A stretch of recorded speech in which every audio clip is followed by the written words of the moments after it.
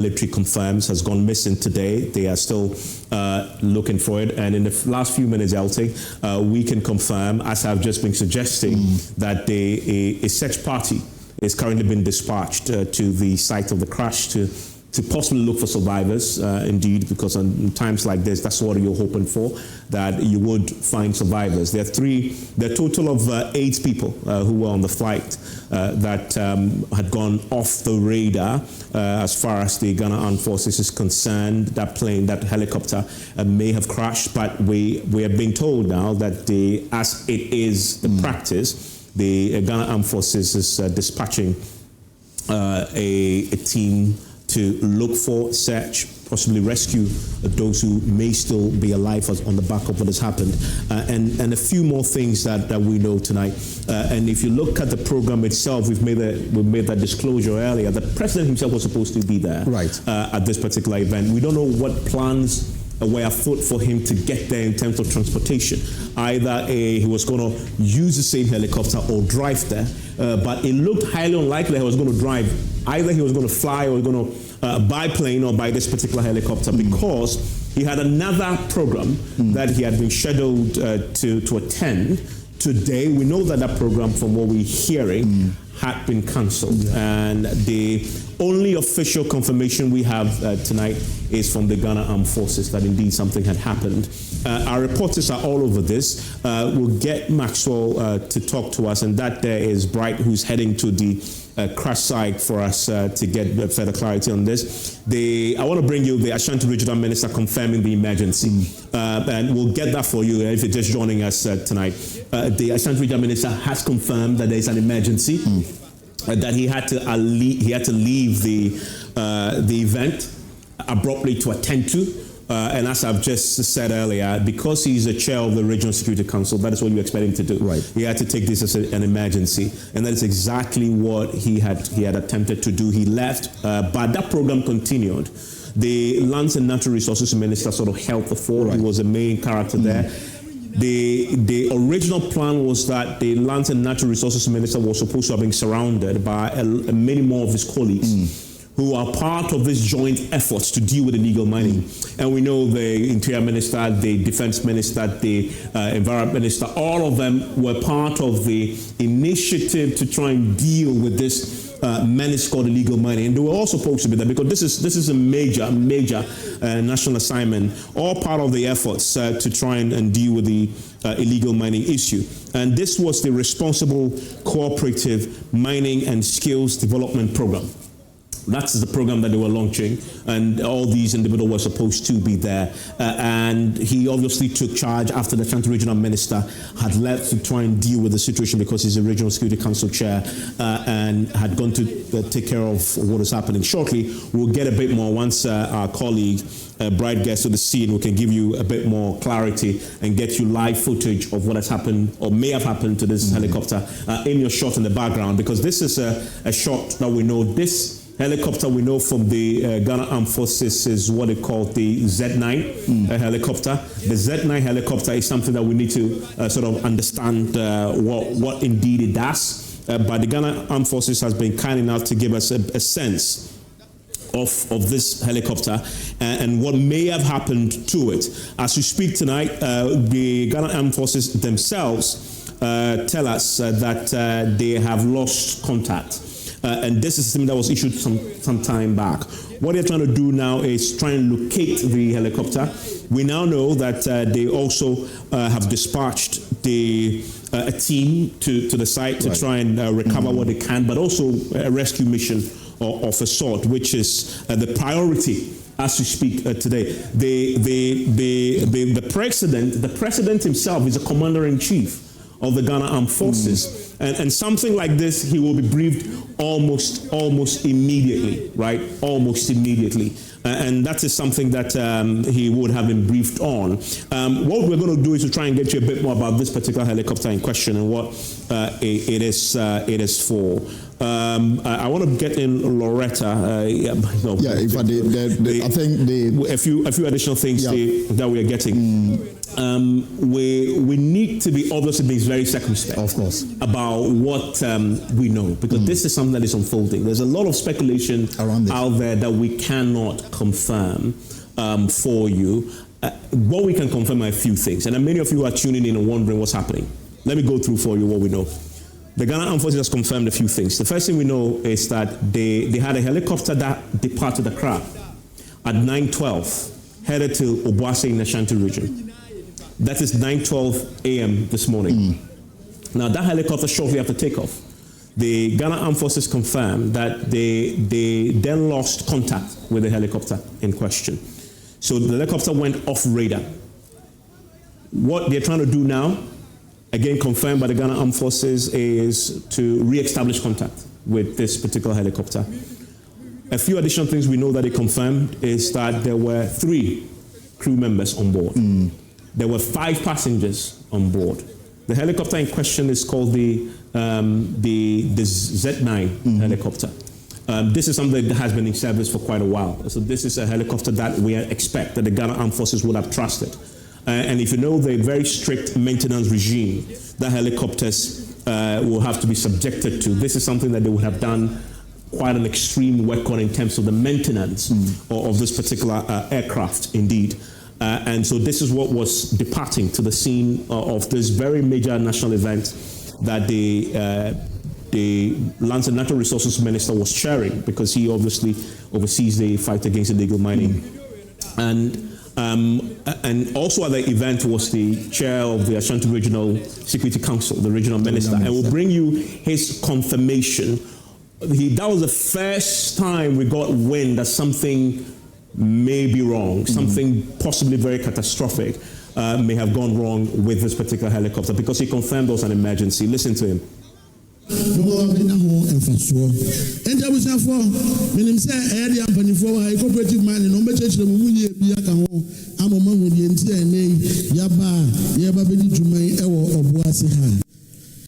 Medicine nananom say me wie na ma humia yanya emergency bi ma ha eso ho yakone yeba etimi ne MC fo ni bi ne commanders ni bi ye betu na yakwa call handle sa emergency ni kakra ministers aka wa chire no mbehwe na adwuma die ne dia aka ni na no ma hwe no ma hyehyɛ e dia ma ye me ye sure say betumi awie emergency problem no ni asaba aba beka mo ho ansa na mapo ba ma humia na se wie na me ne MC ni bi fa na nya ne mo ho sem na adwuma bi na aba sensie e wose yeko yakutu ho na mo me besia na madam na ma se yakufo shamo. Minister who is the chair of the Regional Security Council confirming that he had to leave abruptly to attend to a major incident. He said he calls it an emergency, so he left. He left the program, but as I said earlier, the Minister for Land and Natural Resources took over the event. At this event, we know the president was supposed to be there, and you see him shortly after he announced that it's an emergency. He shakes hands, and then he leaves. You can see clearly on the screens there, as I'm watching this all unfold, there was what appears to be some commotion. And that is understandable. I mean, now that we know that a helicopter had gone missing, he had to leave immediately to go and supervise what was happening. But we have also heard from some of the local government officials in the Obuasi area in question. And a lot of this is unconfirmed, but in terms of just confirming the incident that we now know has happened from the Ghana Armed Forces. Right. So we are also awaiting the official statement from the presidency. In the next few minutes, the Jubilee House will speak to this matter, and then perhaps they'll provide more clarity on this matter, especially the passengers on board, and what the plan is going forward, and what may have led to this unfortunate accidents, if you like. That's, I mean, from what we are seeing, difficult to tell the state of those who are on board this particular aircraft. But some people, I don't know what else to describe as first responders. Some people went to the scene when when the helicopter came down in their vicinity, and we'll hear from an assembly member who, together with others, went to the scene, and then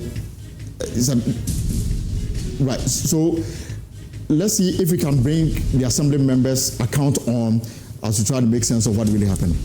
Okay, so we'll get that for you pretty shortly, because I know when we're confirming, we got wind of that. We spoke to the assembly member. He told us that this has happened, and so he has some information.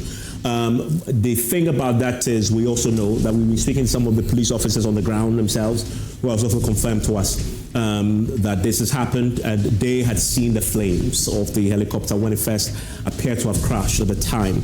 But Elton, a few things that we need to do also as we learn a bit more about this incident. You can, at this moment, when there is such a fluid developing story that is breaking, you work with what you know, and then you build on that.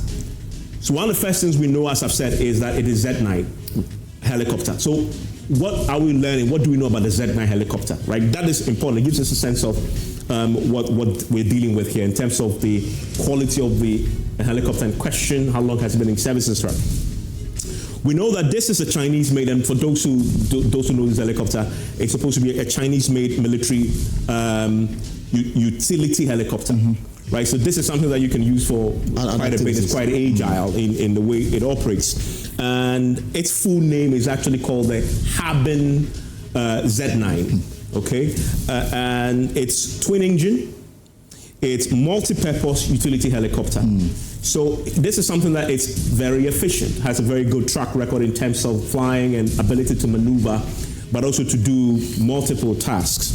Now, the Harbin Aircraft Industry Group is what they built it. That's why you have the Harbin to the Z9. Of course, if you are in the Ghana Armed Forces, it will roll off the tongue as just simply the Z9, which is really what we saw the Ghana Armed Forces tell us when they issued a statement.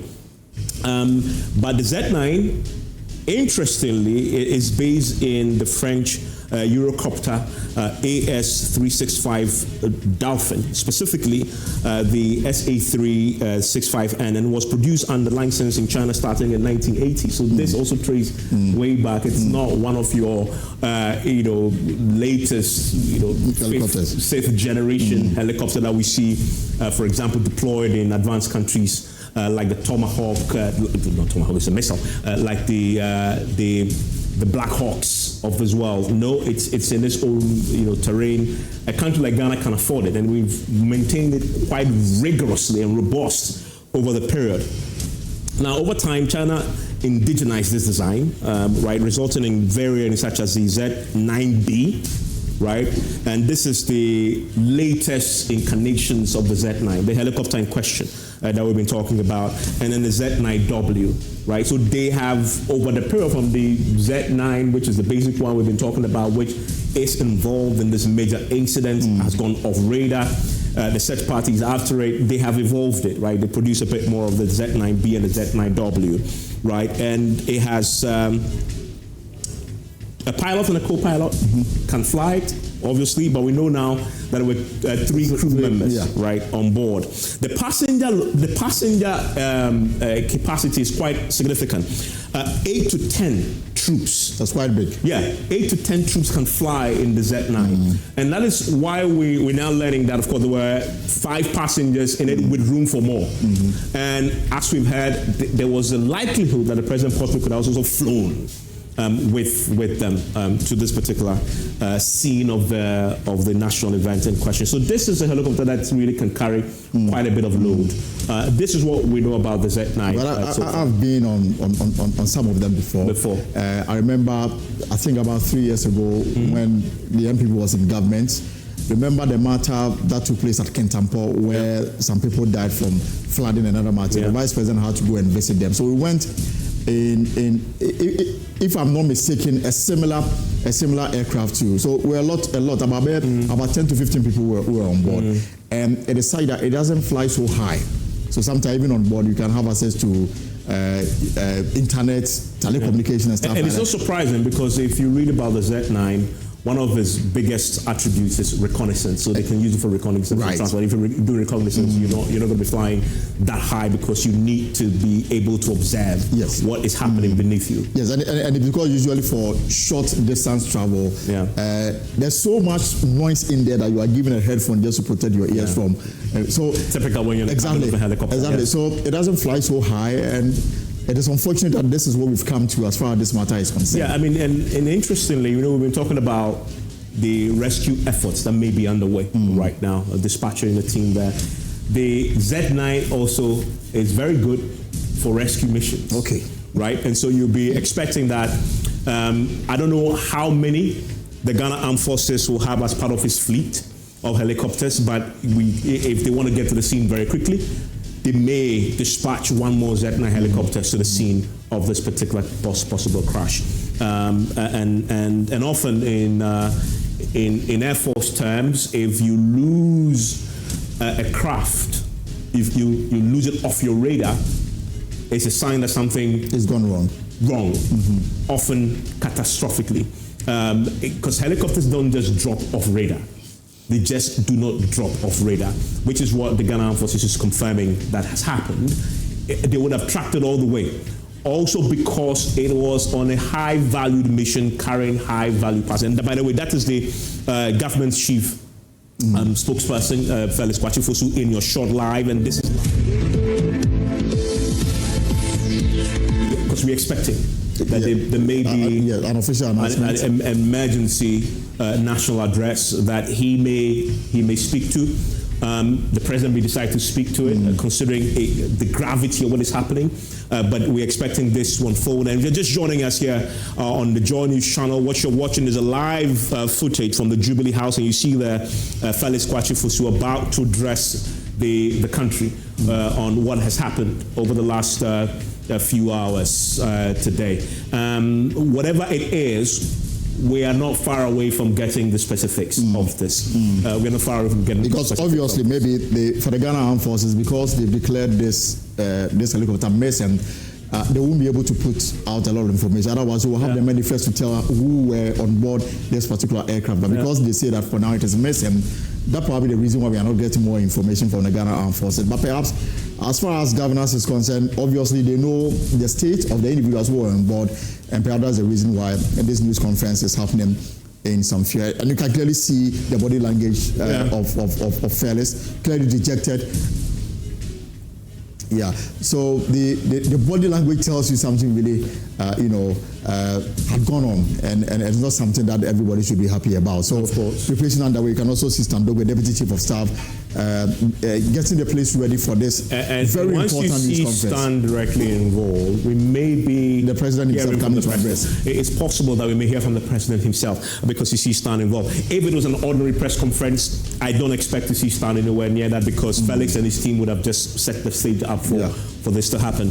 And another thing, and we're learning always. Yes, and from what we're learning also, we saw that what appears to be the official chair that the president sits on in public events may have been brought there too. But yeah, I mean, it's very possible that we can expect to hear from the president. Now, in terms of this particular helicopter, though, it has been in service for the Ghana Armed Forces for a while. I mean, the first times we acquired it, we acquired several of them, and the Z9 in 2010, early 2010, right thereabout.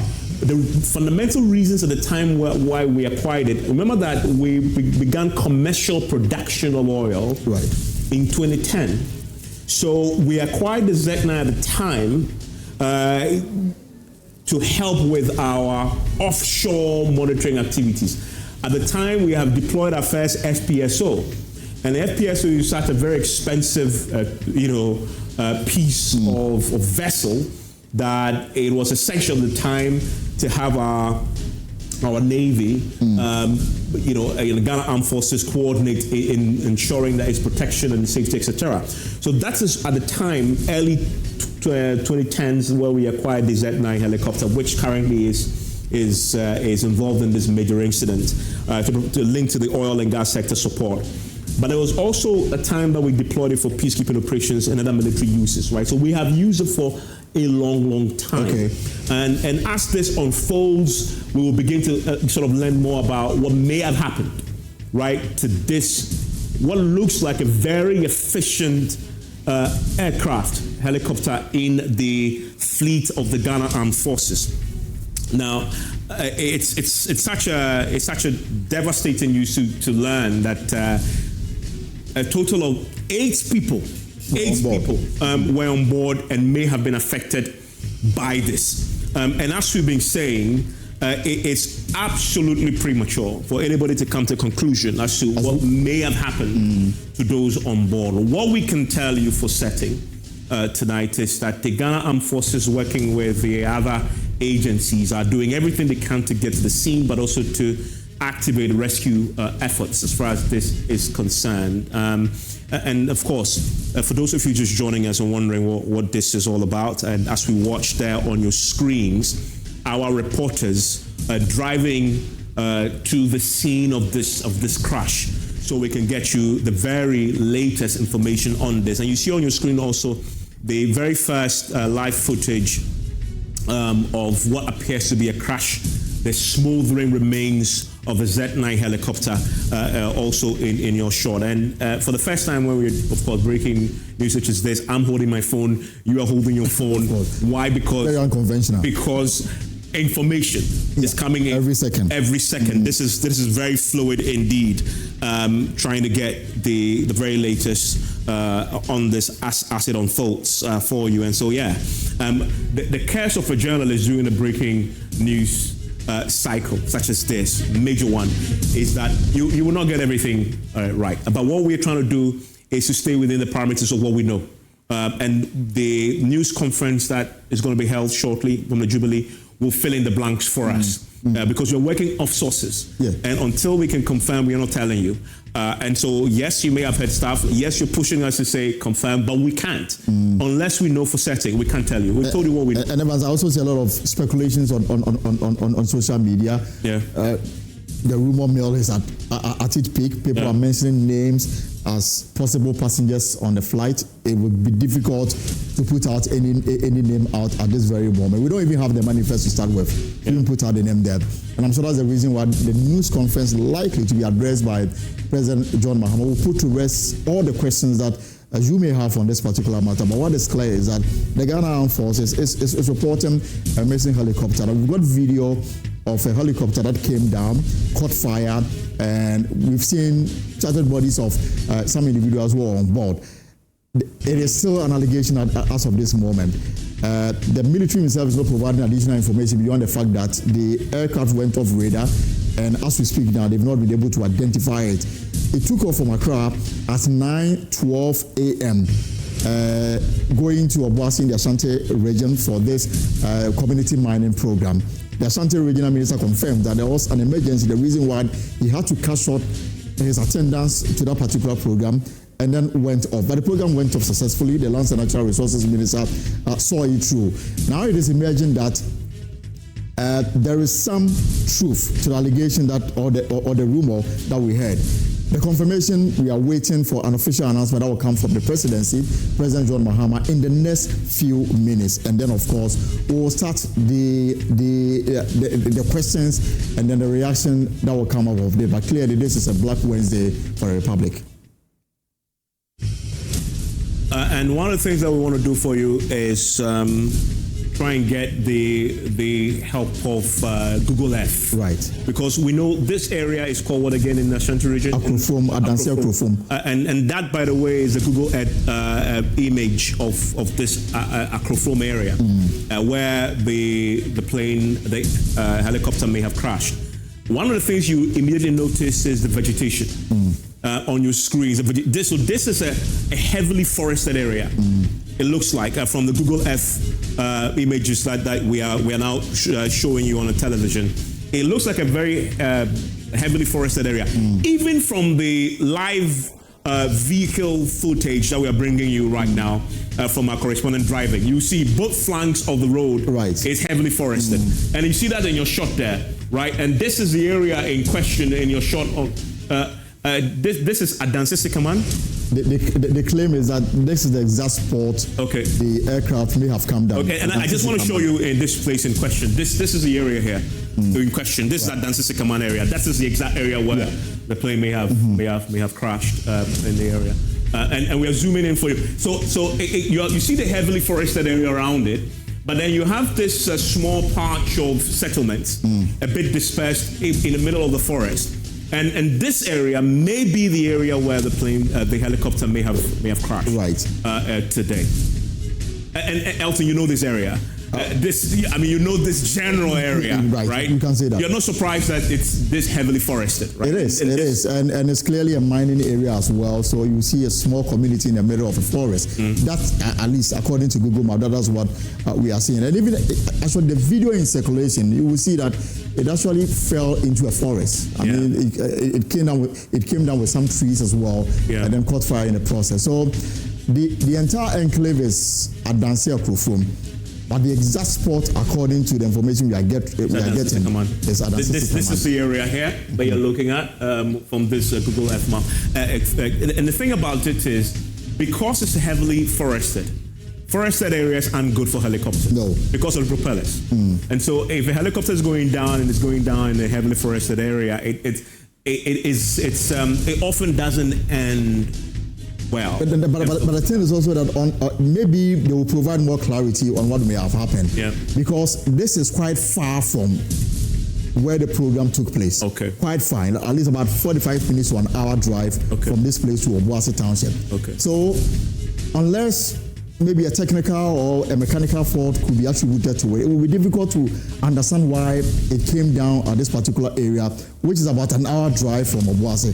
I mean, no activity happening here. Yeah. And yet this is the spot where the accident took place. And that obviously is something we're watching very closely. And these rescue teams, by the way, a few additional videos that we are now getting, as you see, we don't know whether these are official rescue operators, but it looks like, and this tends to happen a lot. Yeah, this is local area boys who are trying to help. Yes, who are trying to cut their way into the forest and to try and rescue and get people out as much as possible. Now, in the age of social media and mobile phones, what you see is a lot of people there holding their phones.